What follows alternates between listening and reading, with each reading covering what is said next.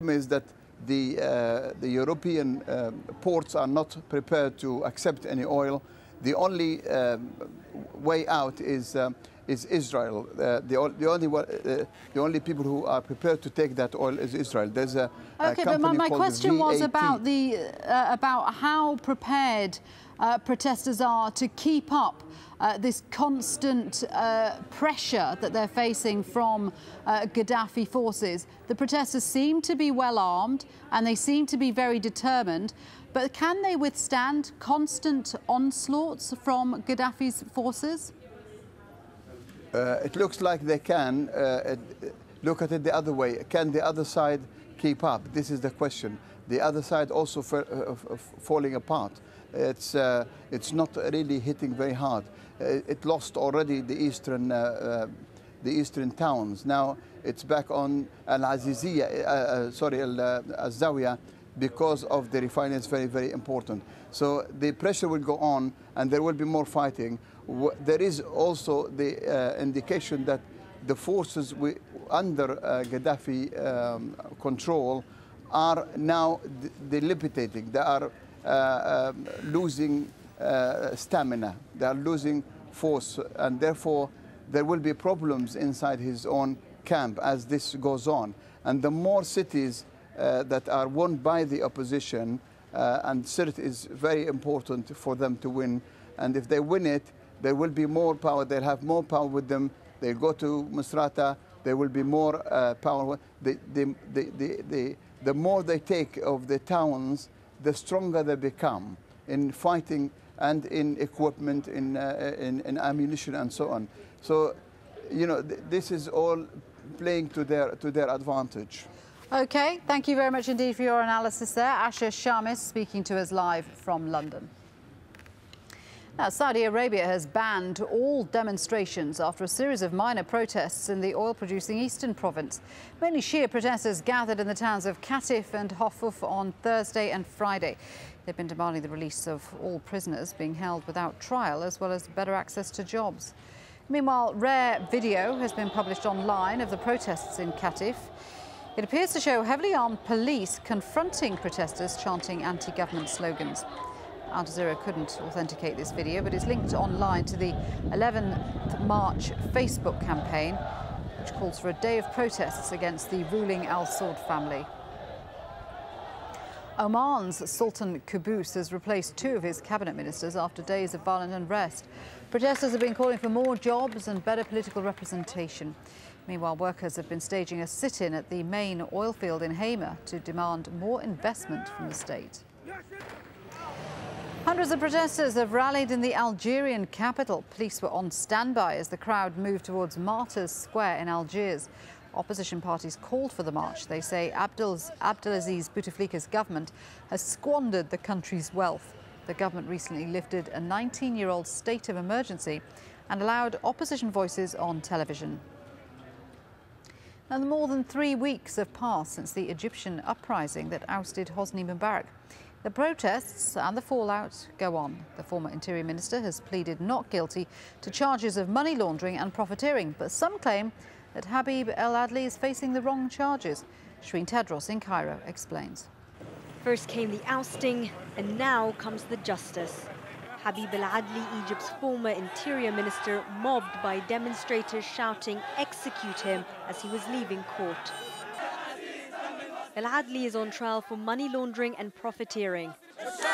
But people here want to see him tried for ordering the police to open fire on protesters during the revolution. And that's not all. This man says El Adly is responsible for setting prisoners free and deliberately causing chaos during the protests.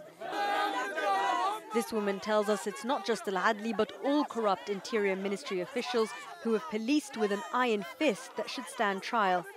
For over 10 years, Habib El Adly was the face of one of the most hated institutions here, the Interior Ministry, as well as the security apparatus that came under its command. People are still asking for that security apparatus to be dismantled. Outside state security headquarters in Cairo, that's exactly what was happening.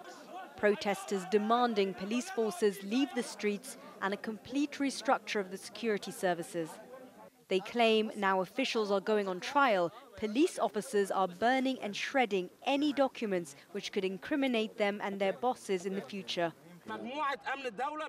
They're burning all the papers behind this wall, and that's why some of us went inside and took the papers that they haven't completely burnt yet.